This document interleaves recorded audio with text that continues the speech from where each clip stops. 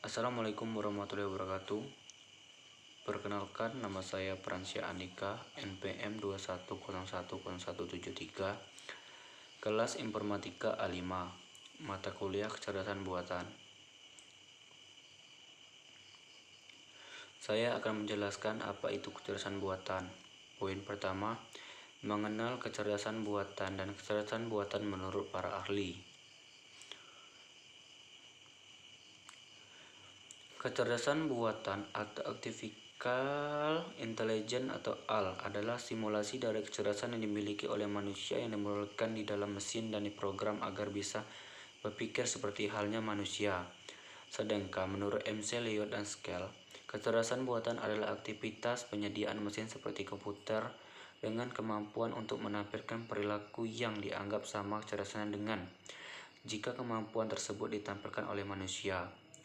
Umumnya memerlukan tenaga manusia atau kecerdasan manusia untuk menyelesaikan pekerjaan. Dengan kata lain, AL merupakan sistem komputer yang bisa dilakukan pekerjaan yang tersebut.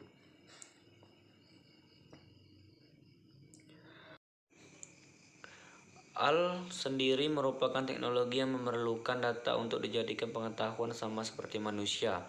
AL membutuhkan pengalaman dan data supaya kecerdasannya bisa lebih baik lagi. Poin penting dalam proses AL adalah learning, reasoning, dan self-correction. AL perlu belajar untuk memperkaya pengetahuannya. Proses belajar AL pun tidak perlu disuruh oleh manusia, melainkan AL akan belajar dengan sendirinya berdasarkan pengalaman AL saat digunakan oleh manusia. Hal yang cukup menarik dari AL adalah ia mampu melakukan self-correction atau mereaksi diri sendiri. Jika kamu pernah mendengar mengungkapan AL, jika aku tidak pernah menang, maka setidaknya aku tidak boleh kalah. Sedikit ngeri juga ya. AL memang diprogram untuk itu, terus belajar dan membenahi diri sendiri dari kesalahan yang pernah dibuatnya. Jika kamu masih bingung dari cara pekerjaan AL, mari kita ambil salah satu contoh, yaitu AlphaGo. Saat awal dikembangkan, ia diberikan 100.000 data pertandingan Go untuk dipelajari. Kemudian AlphaGo akan bermain Go bersama dengan dirinya sendiri, dan setiap dia kalah, dia akan memperbaiki cara ia bermain, dan proses permainan ini akan diulang sampai jutaan kali. Salah satu kelebihan AL dibandingkan manusia adalah AL yang dimiliki oleh AlphaGo tadi adalah manusia hanya dapat bermain satu kali dalam satu waktu. Sedangkan AL bisa mensimulasikan beberapa pertandingan pada satu waktu secara bersamaan, sehingga proses belajar dan pengalamannya juga bisa lebih banyak dibandingkan manusia. AL ini terbukti ketika AlphaGo bermain dengan juara dunia Go pada tahun 2016. Ia bisa menjadi pemenangnya.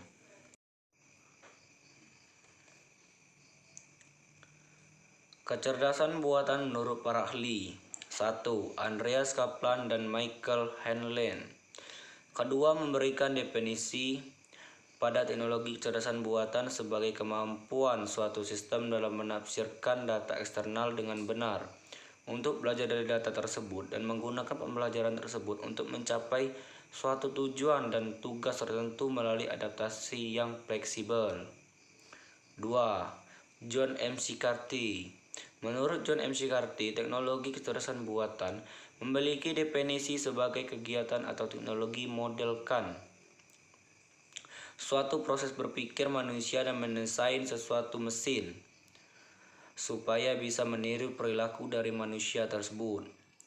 H.A. Simon. Sedangkan menurut H.A. Simon, kecerdasan buatan diartikan sebagai semua tempat penelitian, instruksi, dan aplikasi yang berkaitan dengan pemrograman komputer guna melakukan suatu hal yang dianggap kecerdasan oleh manusia. 4. Cristiano kemudian juga memberikan definisi terhadap teknologi kecerdasan buatan, yakni sebagai salah satu bagian dari ilmu pengetahuan komputer yang dibuat secara khusus untuk merancangan otomatisasi tingkah laku kecerdasan dalam suatu sistem kecerdasan di perangkat komputer. Secara garis besar, sebuah kecerdasan buatan dapat dilakukan salah satu dari keempat faktor berikut. Acting humanly, sistem yang dapat bertindak layaknya manusia. Thinking humanly, sistem yang bisa berpikir seperti halnya manusia. Think rationally, sistem yang mampu berpikir secara rasional. Act rationally, sistem yang mampu bertindak secara rasional.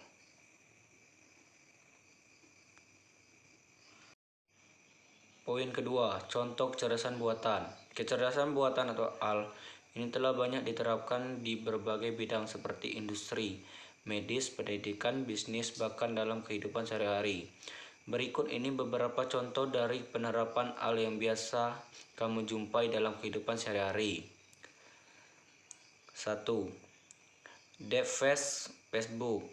Salah satu contoh dari AL adalah teknologi deepfake yang dimiliki oleh Facebook.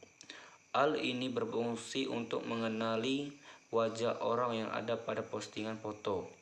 Dengan teknologi ini, kamu tidak perlu lagi menandai seseorang yang ada pada foto secara manual, karena AL ini yang akan melakukannya. Mungkin kamu bertanya-tanya dari mana AL itu mengetahui bahwa orang yang ada pada foto tersebut adalah kamu.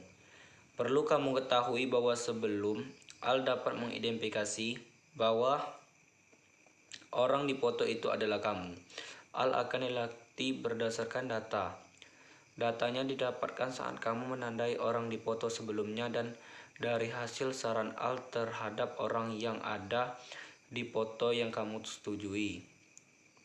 Setelah AL berlatih dan memiliki banyak data, maka AL nantinya akan dapat mengidentifikasi seseorang yang ada di foto itu.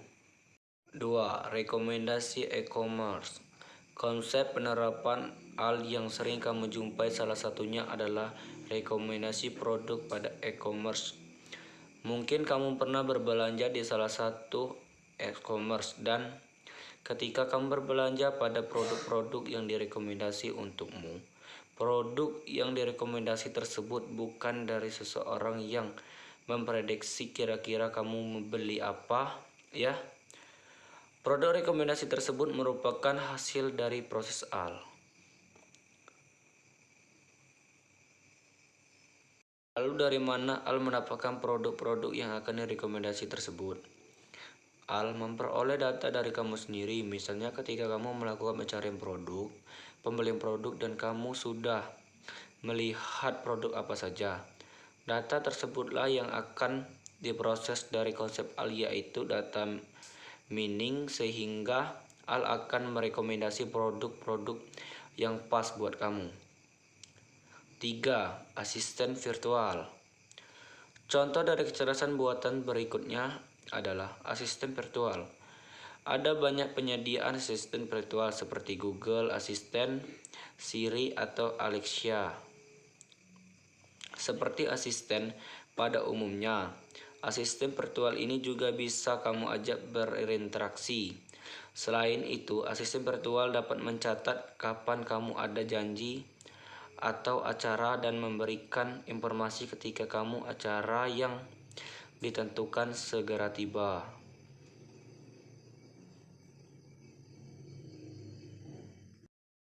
Asisten virtual ini juga bisa kamu perintah untuk melakukan pengiriman pesan, memutar musik, membuka aplikasi, dan lain sebagainya. Asisten virtual ini juga akan terus belajar seiring kamu menggunakannya, sehingga asisten virtual dapat mengetahui apa yang kamu sukai dan hal apa yang bisa kamu lakukan. Sebenarnya masih banyak lagi contoh penerapan dari AL, seperti fitur AL yang dimiliki oleh kamera pada smartphone yang bisa dilakukan pengaturan kamera sesuai dengan kondisi saat itu, atau AL dari mobil Tesla yang mampu berjalan tanpa adanya pengemudi. Poin keempat, kesimpulan. Penerapan AL banyak dipengaruhi cara kita hidup, berinteraksi, dan meningkatkan pengalaman dan kenyamanan kita. AL terus berkembang dan Masih banyak hal yang akan datang di tahun-tahun mendatang. Tentunya hal yang lebih baik-baik lagi dengan lebih banyak perbaikan, pengembangan, dan penerapannya. Itulah penjelasan dari saya. Wassalamualaikum warahmatullahi wabarakatuh.